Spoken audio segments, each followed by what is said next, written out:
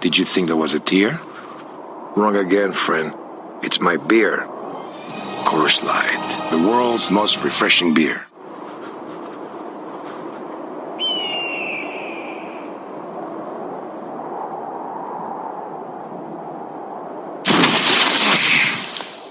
Been in here for 3 days, trying to recreate the ice-cold refreshment of a Coors Light.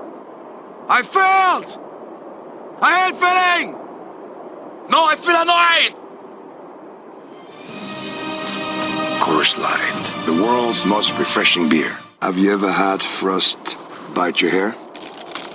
That's nothing compared to the ice-cold refreshment of the Coors Light, the world's most refreshing beer. Hello. Yes, I'm Van Damme. My pants froze. And froze hard. So tight. Even thinking about it takes me back. Have you ever seen a man penguin walk after an intense mating season? Have you? When a man's pants freeze as rock solid as mine. Let me tell you, my friends, even that was nothing compared to the ice-cold refreshment of a Coors Light. Man, my pants were tight. Coors Light, the world's most refreshing beer. Hello. Yes, I'm Van Damme. It was 22 years ago today. I was alone in the Rockies. My clothes were taken by big sweaty bears. I was scared. I was left with nothing except my tight leopard print on the pants. My nipples were so cold, they started talking to me.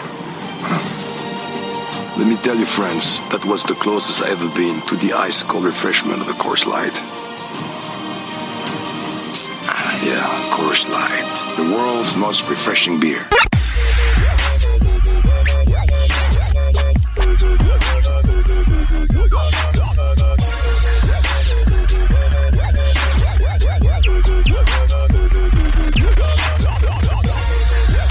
All right, and away we go. What's up, everybody? Welcome to this level of All Up in Your Geek, the best hour of your week.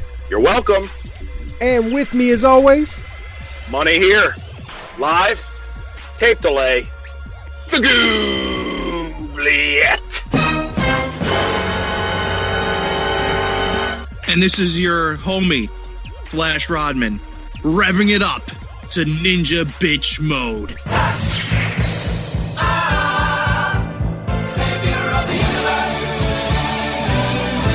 and this is Lou, aka Puerto Rican Judo, coming to you from the All Up in Your Geek studio, the only one actually here. This quarantine is still going on. And with that, let's geek up. Saddle up your horses.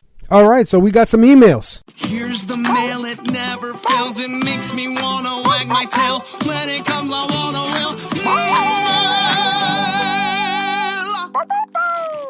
To the sack. How dare someone listen to the best hour of their week and have an angry face?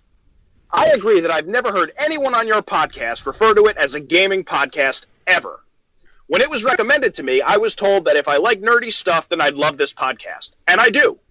I prefer the variety because I talk games enough with my friends, and it seems like there's a good enough mix of everything in each level. Keep saddling up, buckaroos, and I'll be ready every week to do the same. Sincerely, Arcadio. What's up, Arcadio? Arcadio? What's up? Yeah, a little bit listener backup. Hell yeah. Finally. Right? Yeah, right. Yeah, I see. I knew that we weren't the only ones that knew we never said this was a gaming podcast. Right. Well, thank you, Arcadio. Always great to hear from you, buddy. I hope you're doing well. Yeah, man. Same here. And thanks for the support. Thanks for listening. And definitely thanks for having our back on that. Yes. So we have a... I'm sorry, Bob. No. I was just gonna, just ditto and, just remind Arcadio to, keep those saddles on tight. Our second email here really isn't an email at all, but it is a listener interaction, if you will. All right. Our good buddy, avid listener Ryan, called me out about my backwards compatibility comment from last week. about how these new next generation systems, I think I was speaking of the PlayStation 5 specifically, but if not, and I just said the next generation consoles, not being backwards compatible, he emailed me an article. I believe it was from Game Radar, although don't quote me on the source. All right.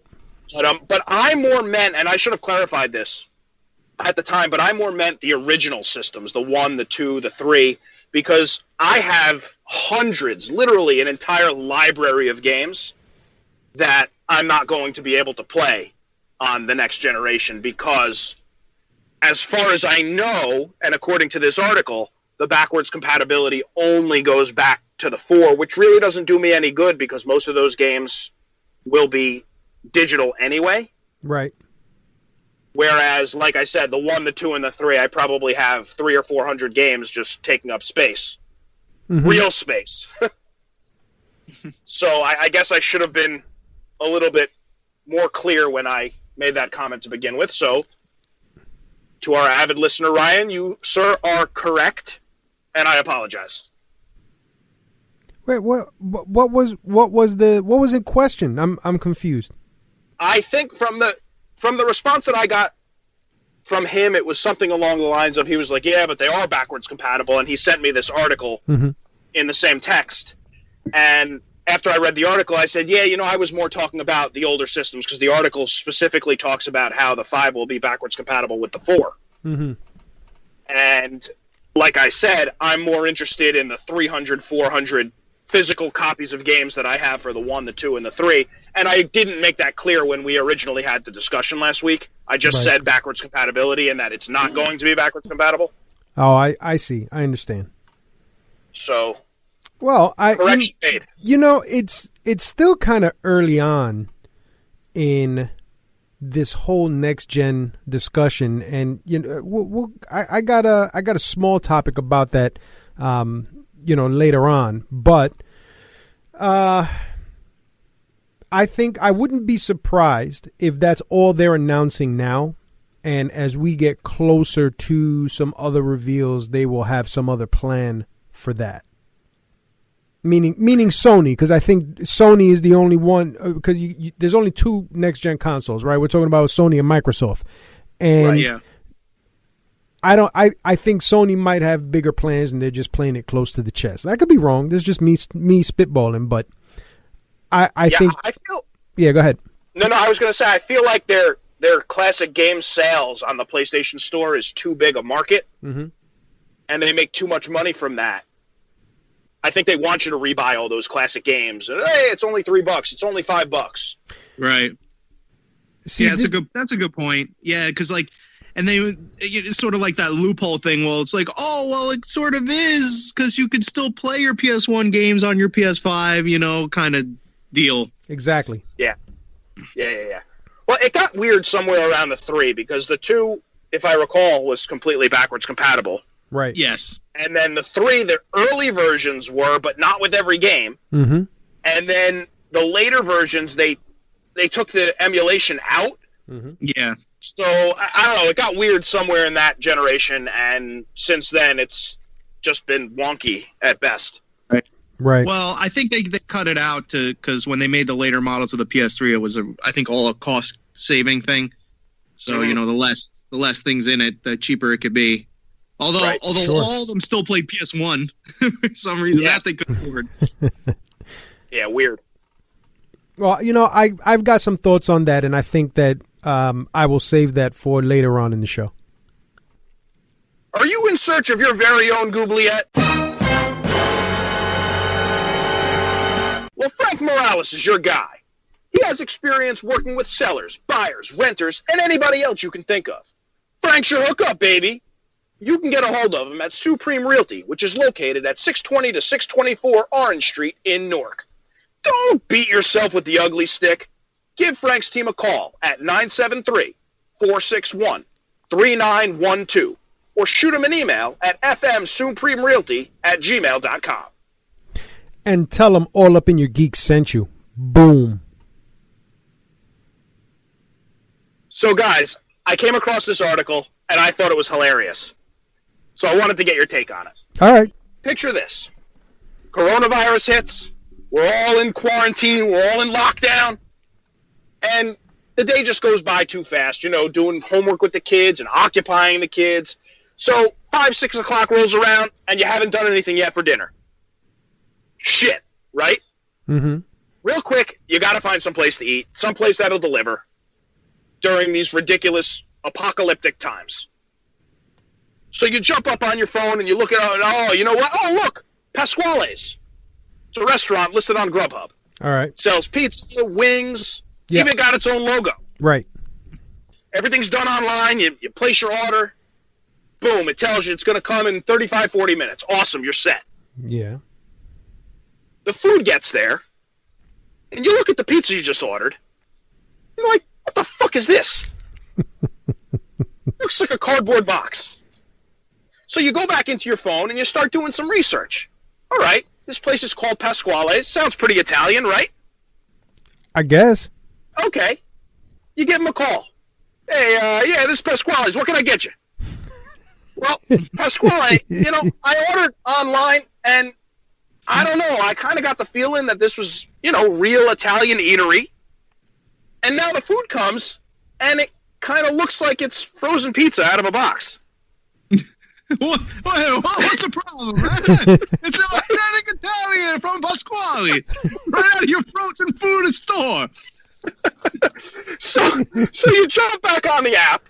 All right, you hang up with the guy. You jump back on the app, and you do a search for the address. You're like, I've never seen this place. I'm familiar with my area. And you see that the address matches one Charles Entertainment Cheese. Oh, yes. Yes. Oh, man. Mr. Cheese has done it again.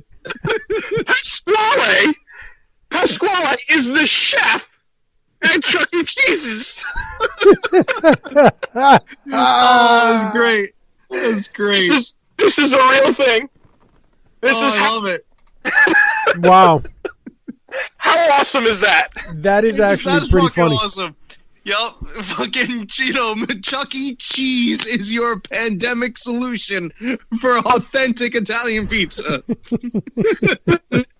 You will never go to Cheese's again as an adult, and they're still taking you for a ride. Oh yeah, that's right. Going for a ride, all right. Unbelievable. Oh God, I guess no one's coming inside, so they got to make money some way. But that pizza is the shittiest pizza, of all time. What the fuck is this shit? It's barely even pizza. It's terrible. Tomato sauce on a cracker is more pizza than that shit. It's not even tomato sauce. It's like ketchup on a cracker. Yeah, right. Know that. So they incorporated under a different name. They created a different logo. Wait, hold on. What's the difference between a Chuck E. Cheese logo and a Pasquale's logo? That's the thing. The logo.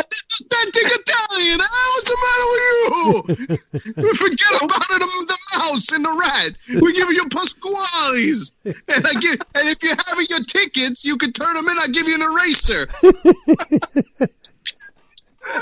Oh man! So the logo that I saw just looked like a little red circle, and it said Pasquale's in it. A typical restaurant logo. There was nothing special about it. That's funny. But I thought that was hilarious. I was laughing out loud reading that. Oh, that's great. No, that's awesome. That's so freaking great. So now, I'm assuming this did not happen to you. What the hell happened with the pizza? I want to know. No, honestly, I read an article about it online about people doing this, and they all seem to be pretty good sports about it. Mm-hmm. Because look, they got taken. Yeah, exactly. What are you gonna do? Mask up and take it back? Right. So that was it. There's no punchline. That is the punchline. Wow. Oh yeah, that's all you need. That's pretty funny. Oh my God. Yeah. I got this new segment I wanted to debut tonight and see what you guys thought. Real quick, it's not going to take long. All right. Nothing like Bob's Final Fantasy game from last week. Right. You're right. The coma-inducing Final Fantasy game, right? The rules are very simple. I'm going to read you one question, multiple choice. All right. How well do you guys know me? how well do you really know somebody?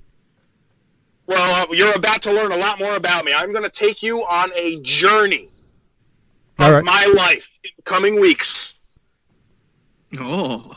What toy did I sleep with growing up? Was it A, an Ultimate Warrior WWF wrestling buddy? Was it B, Teddy Ruxpin? Or was it C, a glowworm? I'm gonna guess C, glowworm. You know, I'm gonna go with A. The correct answer is indeed C, a glowworm. We start the journey off as a... Wait, hold on. So even back then, you were sleeping with phallic looking things? Splurge. Well, I didn't tell you where I slept with it. What part of my body? But as a little money, I was a wee bit fairy, if you will. I also had a glowworm. I forget what age I was when I had it, but I had a glowworm. You know what? In retrospect, all these toys were awesome. Yeah. I also had a Teddy Ruxpin. So I never had any of those three, but my sister had a Teddy Ruxpin. Okay, you see, I always wanted a WWF wrestling buddy, but just never got one. I had a My Pet Monster. I love that thing. Me too. I still have a My Pet Monster. I keep him in my pants. Oh. I never had a Teddy Ruxpin either. It was a cool toy.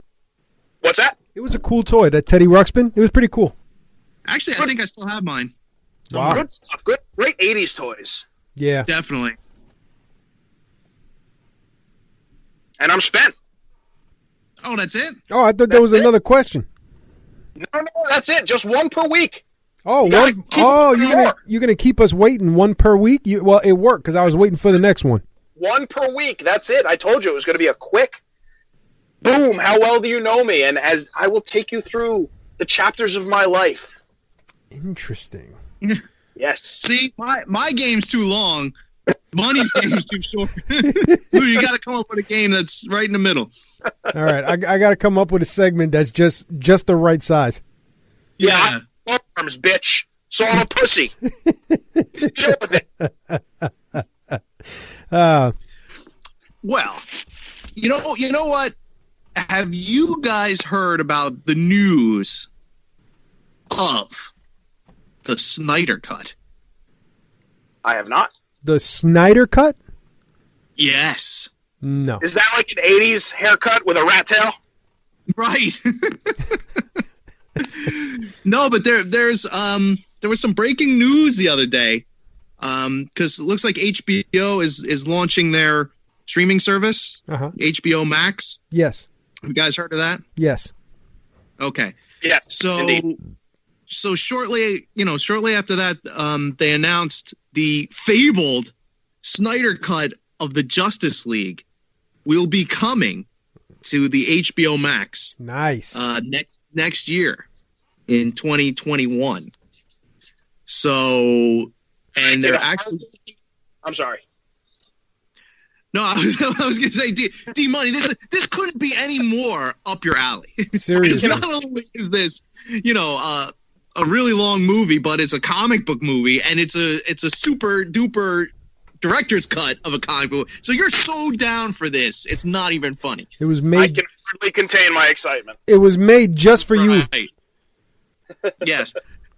So I don't know. I thought it was pretty interesting. So what they're, because I don't know if everybody knows the story, but Zack Snyder did, Batman versus Superman, and he was scheduled to do the Justice League, and then there was some sort of tragedy that happened to him, and he had to kind of step away, and they hired, Josh Whedon, who had done, the first two Avengers, although the second Avengers kind of sucked, and they sort of fired him, and then DC's like, yeah, we'll take him, and he kind of went in and sort of redid stuff and kind of made it more like Avengers and Marvel movies and not as dark and gritty as the DC ones were. And, the movie came out and it was a giant turd, basically. It did well in China, but everywhere else it did pretty shitty. I mean, I saw it. I went in with like super low expectation, and I was just like, I mean, it sucked. I couldn't say it didn't suck, but it was like I felt like the same way with Rise of Skywalker, where it was a mess, but it was a watchable mess. But the funny thing is, I even asked my younger nephew at the time. I was like, "Hey, you see Justice League?" And he was like, "Yeah." I was like, "Oh, did you like it?" He's like, "No, it sucked." And I'm like, "All right, this movie's in trouble." So, but basically, once it flopped, everyone was like, "Hey, where is the Zack Snyder cut?" And it was this whole debate online where people are like, "It exists, it doesn't exist." They're never going to release it, blah blah blah. So basically, they are going to release it. But the interesting thing about it is that they're actually going to spend like another 20 or 30 million to actually do more special effects shots, right? To kind of finish it, and because Darkseid, who's like the big baddie in DC, sort of like the Thanos of DC. He wasn't in the original cut, but he's actually going to be in this new cut. And they had an actor who did the voice work. He confirmed that he worked on it and did some scenes. Nice. So that's going to be all in there. And I think they're going to redo those terrible shots of Henry Cavill where they CG'd over his mustache, which was looking like shit. So they're going to fix that. And so it's going to come out next year on the streaming service, but they're going to break it up. I think they're going to do it in parts. So I think there'll be like 5 parts or 6 parts, something like that. So it'll be sort of episodic. And I don't know. I think it's pretty cool. I think it's interesting. The first version sucked, so I'd be curious to see if his version is better. Mm-hmm. I'm curious to see if you do. I don't know if you guys care or not, or you think this is like a cool. They've had director's cuts in the past, but this is something unique where there seems like they're really spending a lot of money to redo it. Do you think this is a good idea for films, or should we not bother? Just let it die. I'll be completely honest. I did not see the Justice League movie, and I didn't go see it because I was the same as you. I just didn't have high expectations for it, and I didn't want my image of my favorite superhero of all time tarnished. But I have to correct that, so I'm going to watch it. But I have heard that this director's cut is supposed to be unbelievable, or at least a much better version than what we got. So, do I think it's a good idea? I don't know. I guess it's not terrible that if you really fuck something up that bad that you can't fix it. But then, it gets into that weird argument of if it's okay to accept it for a movie, then why is everyone barking about video game developers that do it? They release a bare bones shit, and then they realize that it's shit, and then they redo it, and everybody's like, no, it's too late, fuck it. But if we're doing it for movies, it's not really much different. I don't know. I guess I don't really see a problem with it per se. But if it gets out of control, like I guess it does with video games, then it could be a problem. Oh, so you're looking at this as a movie patch DLC? Exactly. The director's cut is DLC for the original movie. Right. I don't know. I don't want to beat the dead horse, but I'm going to. I miss the times where you paid $50 for your game, for your, you went, you had your experience, and that was the end of it. It was all included in the box. You had everything you needed, A to Z, and that was the end of it. There was no DLC. There were no remakes. There were no director's cuts. And I know I'm not a big movie guy, so my opinion doesn't hold that much water. But I would say the same thing about a movie. You pay to see the movie. You go, you see it. You have an opinion of it. You can talk about it with your buddies. You can, whatever. But it is what it is. Leave it as is. Yeah, so you just let it die. Yeah, I don't know, man. Like I'm really teetering on the fence with where I stand on that. I mean, I think that in a sense, money's right. It was comforting to know that. We were growing up, going to the movies, buying a game or buying a movie once it was available to be bought or anything. You buy it, you watch it, you play it, and, it holds a place, and that's it. There's nothing else.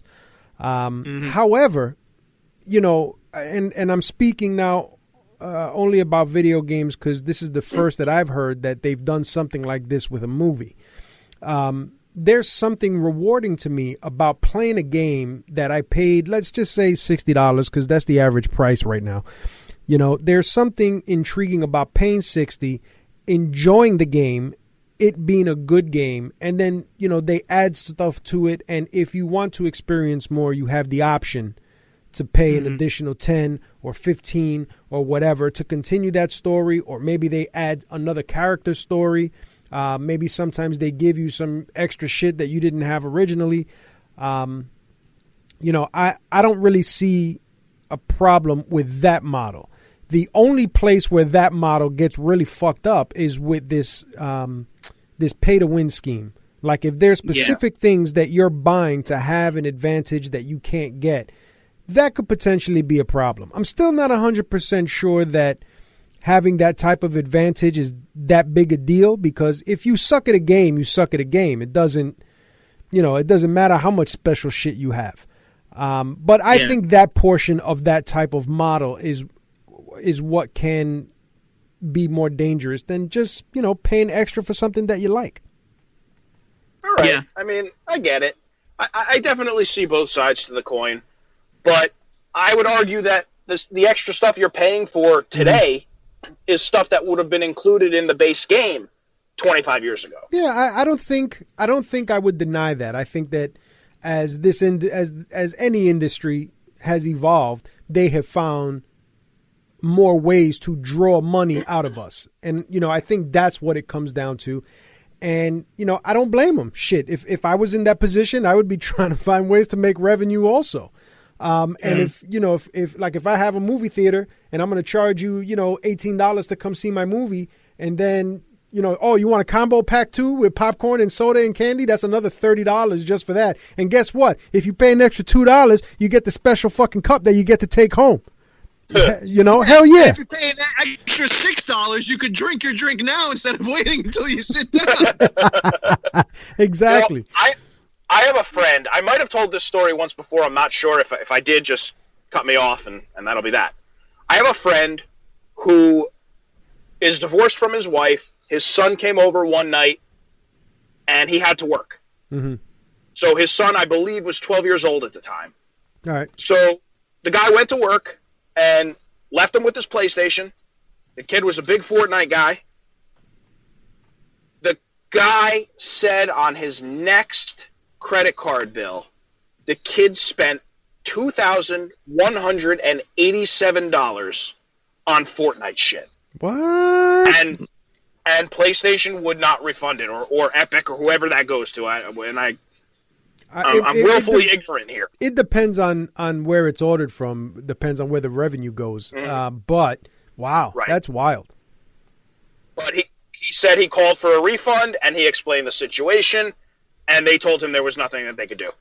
And this guy was beat out of $2,200 because his kid went on some sort of outfit spree or costume spree or whatever you buy in that stupid fucking game. Well, God. I mean, not for nothing, but I mean, you shouldn't leave your kid unattended on a system that has your credit card information. You know? Yeah, exactly. Or at least put some type of protection. You have to buy to rack up $2,200. Seriously, I don't know. I mean, I think I know a lot of people who would argue you don't leave your 12-year-old son at home by himself. You know, especially in a divorced situation, because that could only lead to trouble. But I don't know what this kid bought. I mean, between the three of us, I don't even know if the story's true. I mean, it seems like a strange thing to make up. Right. But, and he ordered 25 Pasquale pizzas from the pizzeria. But you know what? That's a problem to me. It's a problem to me that every time my kids are jumping on the PlayStation and playing whatever game it is that they're playing, that I have to, you know, keep a close eye that they're not buying the red hat and the green hat and the blue hat for $6.99. That's the thing. You don't you don't have to keep a close eye. There's protections for that. You can set passwords and all kind of shit that, and I'm the one with the main systems in the house, and I protect my own shit to save myself from myself. If I practiced the art of protection, I would not have 3 children. Well, this is true. You like it raw, I forgot. With my glowworm. Yeah, with your glowworm. No, you know what? That is a problem. And I think Fortnite is a good example of that. Like, I mean, there are so many different things that you can purchase in game that it's ridiculous. I've not spent nearly that amount of money, on my kids to have Fortnite stuff, but for birthdays and stuff like that, I'll get them the V-Bucks and they can download, whatever they want. But I don't have any information stored on their systems where they can just buy things at will. That's not going to happen. Right. And I like to think that they know better than that because they've not done it yet. And I hope they don't because, I don't want to go to jail. But, it's very tempting, especially it's very tempting in that game. Just yesterday I was playing some Fortnite with my son and I was considering buying the damn season pass because I'm almost done with it anyway. Well, I don't want to lose all that shit that I work hard for. Like, I got some of the free stuff that's in their tier system, but I'm pretty high up, so I could get a lot of other free shit, but I don't want to pay $10 for it. I don't know. Yeah, that's how they get you. That's just the beginning, and I've already done it for Call of Duty. I don't know if I'm ready to do more than one battle pass at a time. Yeah, well, like I said, just let me pay my one-time fee for the game and let that be the end of it. I'm good with that model. I hear you. Now, you know what? I've kind of stuck to that model for a lot of things, and there's some games that I buy additional shit for just because I like the game, I like the genre, and, it's cool I'm a customization guy. I like to customize characters. So, I'm into that shit. But, going back to the director's cut, just try to swing back onto topic. I don't know if this is a good thing for movies. I think it might be a good thing for this movie because they fucked it up.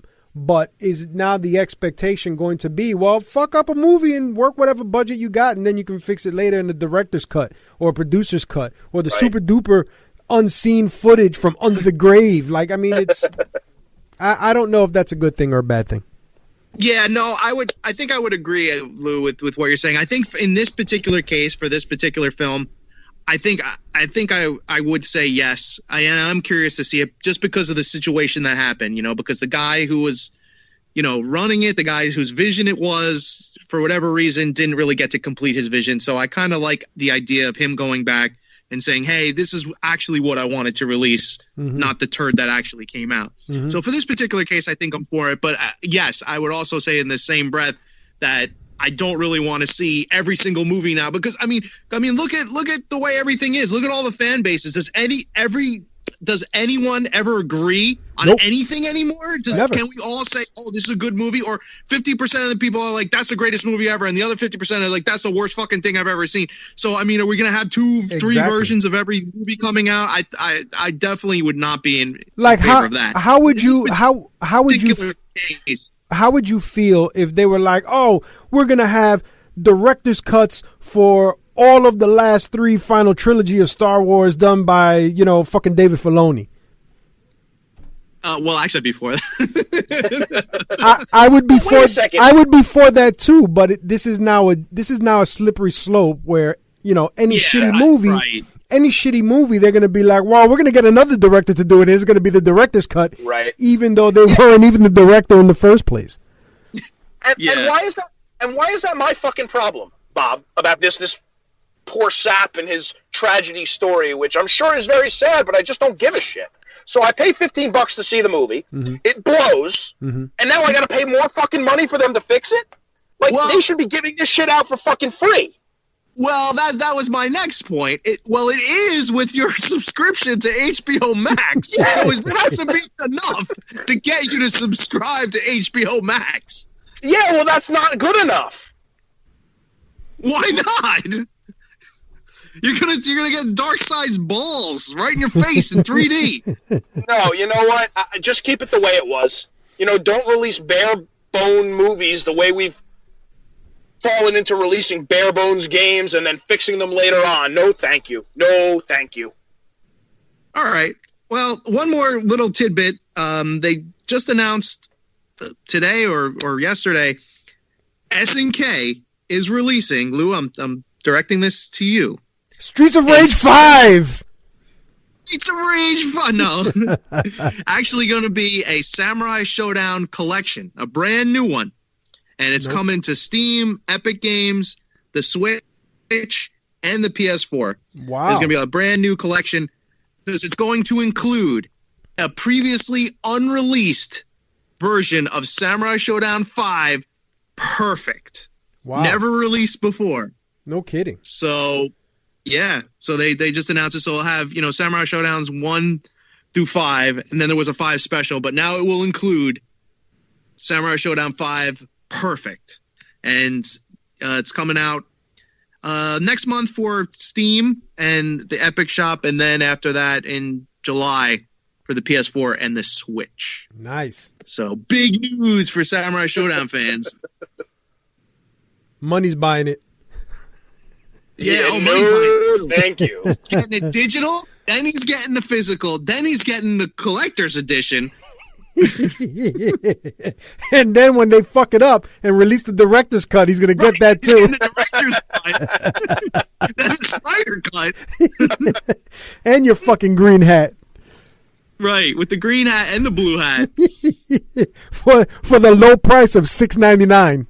Right, well, if you want it shoved up your ass now, you pay the extra $6.99. And that's all man. I got. That's funny. All right.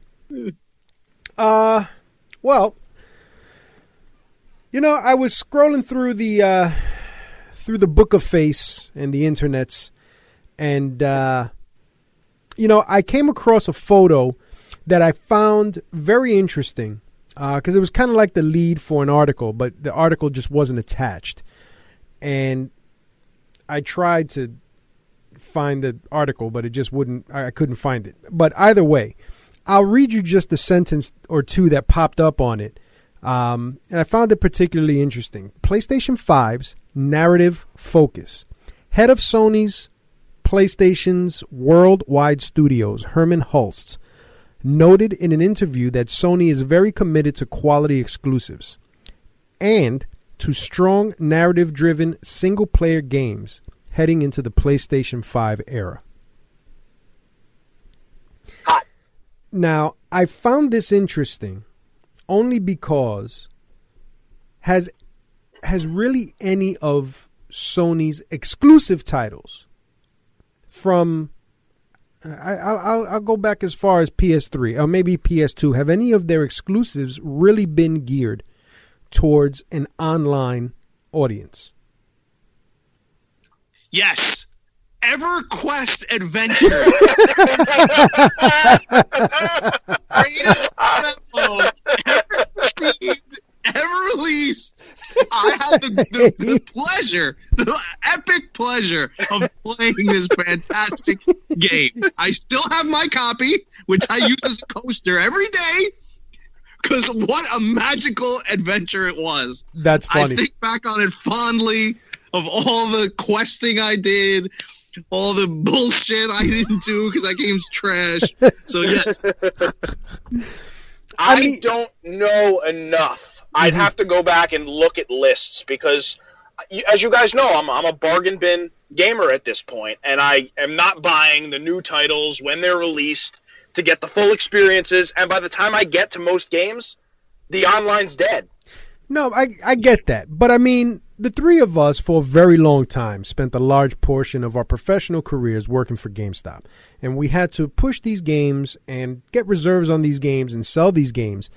And to my knowledge, to my memory and recollection, the only really big exclusive, maybe two, and this is pushing it, Sony titles that I can think of that were multiplayer driven was SOCOM and Twisted Metal. But I don't know if there was Twisted Metal Online with Black or not. I don't remember. think there might have been a version. I do believe there might have been a separate version. Mhm. Yes. Yeah. That's Right? yeah. Twisted Metal Yes. Online or something? Yeah. Yes. I think they made a special version that was online. Because that's right around the time, I believe, I'd have to check my timelines because my memory is such shit.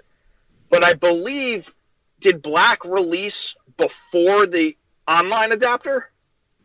I think so. I then think so, when yeah. it came out, I think they released like an online version.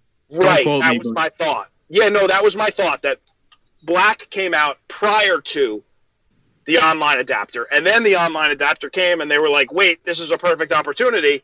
We should be playing the game we just released prior to the capabilities of playing online. Right. So, but I don't think so, Lou. I want to say you're right, but again, I'd have to go back and check. All right. Well, I did a little bit of digging, and those were the only ones that I found. I mean, Okay. when I think, yeah, Sorry. Wasn't there that shitty Warhawk game for like the PS3 that was like just online? It was online only. you know what? I think so. Yeah, I forgot that was online. I saw the title, but it didn't even occur that was online. Yeah, you're right. So good, so memorable. So I mean, that's 3 games, right? That are online. So does that statement really mean anything? Like, I think it's great that they're focusing on single player and story driven narratives. I think it's great because, you know, there is a lot of online stuff going on, and I would like to experience some personal stories. But when I think Sony exclusives, I think God of War. I think, you know, Spider-Man that just released. Yeah. The What about The Last of Us? Was that online? Yeah, no, I don't think so. I mean, the Uncharted series was a single-player game, but they had a multiplayer aspect to it. But it wasn't that great. It was fun to do a couple rounds. Like, yeah, it was just some tacked on thing. It wasn't really. It's not while you play Uncharted. That was my point. Right, exactly. So I'm reading this and I'm like, but then that doesn't really hold any water. That's kind of what you've always done. So what makes it any different? And you know, it really got me thinking about what next gen is going to look like. And I said this is probably going to be a reoccurring theme. And you know, going off of that and what we were talking about earlier also with the backwards compatibility, I don't see any reason why, if these new consoles are going to have, and I don't know if they are or they aren't, if they're going to have a CD drive or a drive for these games, if you already own a game, you should just be able to pop that bitch in, it reads the game, and it downloads it from your library, and now you got it, and you can play it on whatever the fuck you have. You know, the only exclusion in my mind should be, you know, you shouldn't be able to put a PS1 game into an Xbox and play it, because you can't do that. That's completely different. But, you know, Xbox is doing this whole smart delivery thing where, you know, if you buy the Xbox One X version of something and then you upgrade, you get those technical upgrades for free, and then you can play it on your brand new spanking new system. Right. And, you know, Sony has not announced anything to that effect yet. And a lot of the publishers have, but Sony has not. Well, I think you kind of hit the nail on the head earlier in the episode, though, Lou, when you said it's so early in the game. Yeah, exactly. I think it's probably too early to comment on the repercussions of a comment like that from Hermie, because we don't know. I mean, we're still, and it's funny because we say we're so far out and we're really not. That's true. We're 5 months away. Yeah. But there's just so much forthcoming information that people are going to need to validate or justify their purchase of a next-gen console that carries the price tag that they've been talking about. I know personally I'm going to need a lot more information before I make my final decision of whether or not I'm getting one. Yeah. Even though I probably will when it goes on some sort of super sale. Sure. I agree. I need some more information also, because at this point, I think that the conversation is very one-sided. I think I think Microsoft has been playing their hand a little bit more, and Sony still got their poker face on. because and they should. I mean, for all intents and purposes, they have won this generation. So they can fucking hold their cards close to the chest. They don't have to release shit. They don't have to be part of anything. Their system is going to sell regardless because it's fucking Sony and it's PlayStation. It's been doing it strong for all these years. Right. But I found it interesting that quote was there, and it's not really telling anything that we didn't know. So I don't know if this is a thing of they're playing it close to the chest or they just got shit. Well, I want to counterpoint the argument you just made about them playing things close to the vest and they don't have to release anything. Uh-huh. I disagree. When your console is coming out in half a year, give or take, and with the cost of the console and a couple games and a second controller, you're going to be spending upwards of $1,000. You do need to give me as much information as humanly possible, as early as you possibly can, so I can budget that money. It's too much fucking money. Yeah. Just say, hey, we're going to wait to a month before and say, hey, guess what? This is what we're doing. No, that's not how it's going to work. That's a fair point. I think that's a fair point. I'm sorry, go ahead. No, go ahead. I was going to say, when I say we're far out, I know that it's 5 months. It's less than half a year at this point. But generally, most of this information would be talked about and announced at an E3, which is not happening. Right. So I'm assuming that with this whole Summer of Games thing that's coming next month, and we'll talk about that next week. I got some good information on it, but I'm still waiting on a couple of more things before I talk about it. I'm hoping that a lot of the stuff that they have scheduled, where like I looked at the schedule for this thing and it says, big reveal, unannounced company, unannounced this. So they're still plugging in the holes. And I'm hoping that on some of those dates, we're going to have, some of these companies, specifically Microsoft and Sony, talking about this stuff. Because you're right. I mean, I'm going to eventually dish out money. I need to know how much I need to put aside. Right. And it's a lot of money, and it's holiday season. Am I going to jip my kids out of Christmas so I can get a PS5? Yes. I might. Thanks. I might jip my kids out of socks. PS5. I got you some virtual socks, though. Exactly. I might jip my kids out of Christmas. The DLC socks. You can put them on in the game. Yeah. I might jip them out of Christmas and get an Xbox. I'm not sure. Yeah, I want to relay one of the funniest / cruelest stories I've ever heard. A couple of years ago, when the last Xbox launched, I have a friend. All his kids wanted for Christmas was the new Xbox, and he couldn't afford it. Because he had just moved, and it just wasn't in the cards. Right. So he got them the box and filled it with rocks. How fucked up is that? That's funny. I've seen videos of parents do that with PS4, and they got the box and they fill it with books and school supplies because the grades are bad. Guys, that fucking happened to me. Oh. You want to hear the story? Please. Yes, please. All right, let's go off on a tangent. All right. So real quick. Yeah. I mean, I was pretty young. I mean, I think I was maybe 7-ish, and all I wanted was the Nintendo, and we had one, but it was my older brother's. And it was this typical shit. Like, I couldn't play it when he wasn't around. And then when he wasn't around, I'd only have to play it when he was. So I had to, sneak and play it when he wasn't around. And that's all I wanted. It's all I wanted was a Nintendo. That's all I friggin' wanted.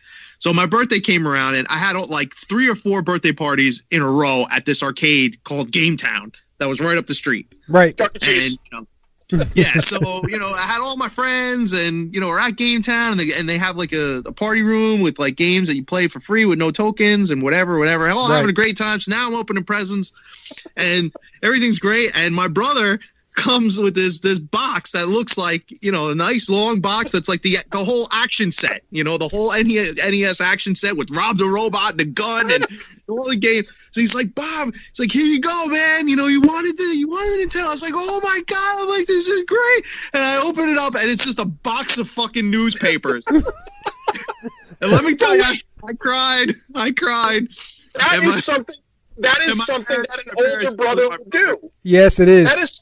That is something that an older brother would do. It's not something for a parent to do. Right.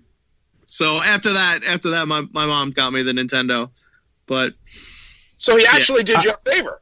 That's true. Right, yeah, I guess so. He knew what he was doing. Like some childhood trauma. He guilted your parents into buying you one. Right. That's funny. But yeah, I don't know. This whole I'm waiting. I keep thinking in my head that June is going to be the month, and I'm really hoping that it is. I'm trying not to have high expectations because I just don't know. These times are way too uncertain and unpredictable to really say what's going to happen. They could just be like, hey, listen, we're not going to be able to do it for this year. We're going to do it next year. We're going to have delays. They're expecting another round of, infections or whatever. You never know. This year has been fucking insane. Well, Lou, don't hold your fucking breath. Yeah. Because it's true. How could they possibly, I don't know, how could they not be affected by this thing when the whole rest of the world is? Yeah. Agreed. I agree. The good, I guess from a video game perspective, because nothing is good about the situation that we're in right now. But from a video game perspective, if they do delay it or if I decide not to get one, I got plenty of shit to keep me busy. It's not like I'm hurting, right? Right. So, yeah. So I'm not too concerned about it. I'm still very much enjoying the current generation of consoles. I'm in no rush. Yeah, I agree 100%. No, me too. I feel totally the same. I'm really in no rush. I have plenty of great stuff to play and to get to that I never got to before. Right. And just to add on, I think I'm with Derek too. Like I think Sony needs to show me some more. I think Microsoft has done a little bit better job of kind of like, hey, this is what our next generation console is going to be, and Sony's kind of been like dragging their ass a little bit. And I think I would like to see more. I'd like to know more. And yeah, the time's getting close now. If not now, when are you going to let me know about this shit? Yeah. So, but hey, if they don't, I'm totally fine playing what I got. I got plenty of shit. Yeah, exactly. Me too. Exactly. But more to come on the next gen saga. It's unfolding, and there's things almost every day. And I try to pick the things that'll kind of spark some good thought provoking conversation here. And I thought that was one of them. There's a couple other things, but I'm gonna spread them out over the next few episodes and moving closer to this launch. I think it's gonna be interesting. Okay, cool. Side note. Yep. If you guys think, speaking of console launches, if you guys think that I am going to let this month go by without commemorating the 25th anniversary of the Sega Saturn, you got another thing coming. So strap in, boys, for another 3 hours of Sega Saturn talk starting now. Happy anniversary, Sega Saturn. Where's my Saturn Mini, damn it? Coronavirus, Bob. Holding your breath. I'm gonna be a fossil. You'll have to go get the Saturn in your anus. Yeah, exactly. Oh man. All right, well, this would be a good time to remind our listeners that this episode or level of All Up in Your Geek is brought to you by The High Heeled Gamer, the Oprah of the Nerd World. You can catch her on our website at thehighheeledgamer.com, on the Nacho Friends podcast every Wednesday at 8:30ish p.m. and the podcast on Thursday. Boom! I'm getting better. Yeah. Well, on that note, I have two announcements, actually. Okay. One is throughout the last couple of weeks, we've been working on a cross promotion deal, and it has come through.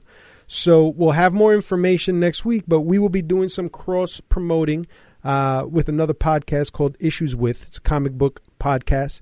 One of the co-hosts of which is the High Heeled Gamer. Yeah.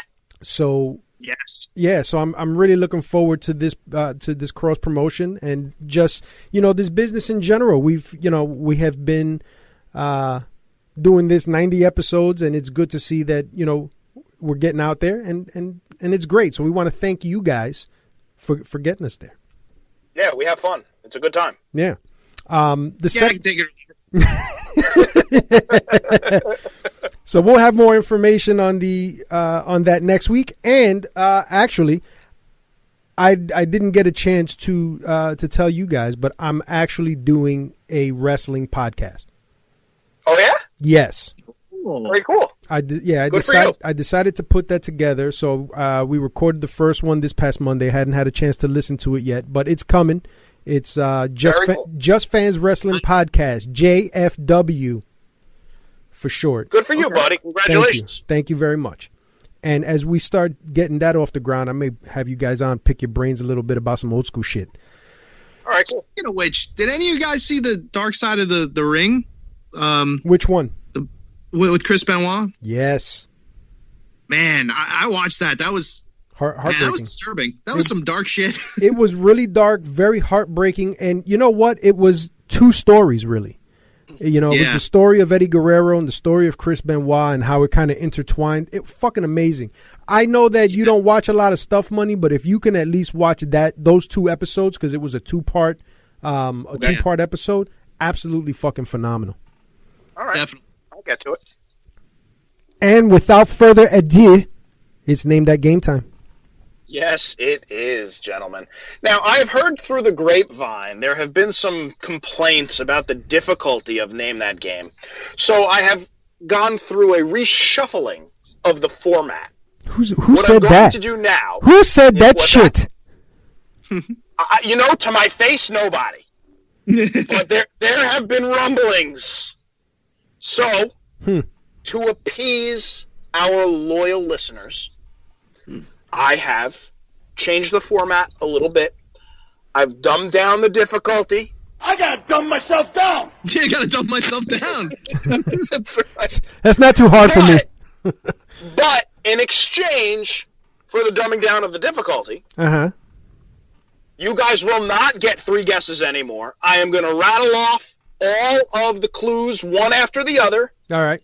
And then you will get 1 guess. You may talk amongst yourselves and come up with 1 guess. 1 guess between the two of us, or 1 guess each? No, 1 guess between the two of you. Okay, that's fair. Yeah, just 1 guess total. Yeah, that is the cost for an easier difficulty. Well, whoever complained, thank you very fucking much. Wait a minute. Can I get the pay to win DLC? Can I get the money cut? Right. So here we go. All right. Remember, I'm going to read all 3 clues. 1, 2, 3, bam, and then you guys may talk. Clue number 1. Side-scrolling beat-em-up, developed and released by Sega in 1991. Clue number 2. Like another classic title, Golden Axe, enemies come from all directions and had to be defeated before progressing. And clue number 3. Prior to its release, the working title was Avenues of Ire.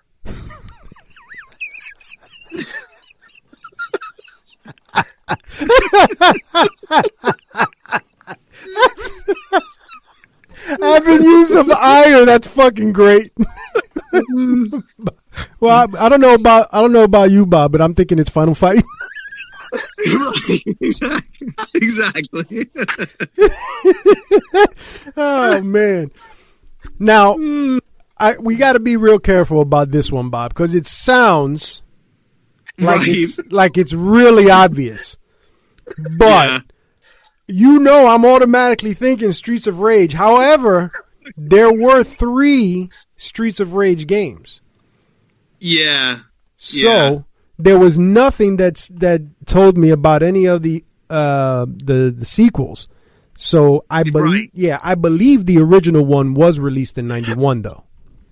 Yeah, I think you're right because the whole point of Streets of Rage was it was a response to the Super Nintendo releasing with Final Fight. Right. And the Super Nintendo released like 1991, I think, in the US or whatever. So it would have to have been around that time. Yeah. So yeah, I mean, I think that to me that was my thought was the original. Especially if it's Avenues of what the fuck, of ire. Yeah, Avenues of my asshole. So Yeah, I mean that's my. I think we're our thought processes are the same. So All right. Well, our Final answer? I'll let you do the honors. our final answer is Streets of Rage. Ding, ding, ding. Boom. So there you have it, gentlemen. And you have successfully guessed the first easy mode. Name that game. Ninja bitch mode. Name that game. I did not know that it was originally supposed to be Streets of Ire. That's pretty. Avenues of Ire. That's pretty funny. Yeah, me neither. Yeah, dude, I made that up. Oh, That's funny. Oh. You got. Yeah, I thought it was that's true. funny. You should have let it ride. It was in Japan. It was bare knuckle. I know that. Never, Interesting. never let That the works. truth get in the way of a good story. That's right. Final Fight was originally called Last Battle. Actually, it was called Street Fighter '89, but you know who's counting? Who's keeping track? That's Yeah. funny. All right, and with that, we're going to bring this level to a close. Thank you guys for listening. We hope you enjoyed the show. You can keep sending us your emails to allupinyourgeek@gmail.com. Follow us on all forms of social media at allupinyourgeek. And until next week, geek up. Shut the fuck up!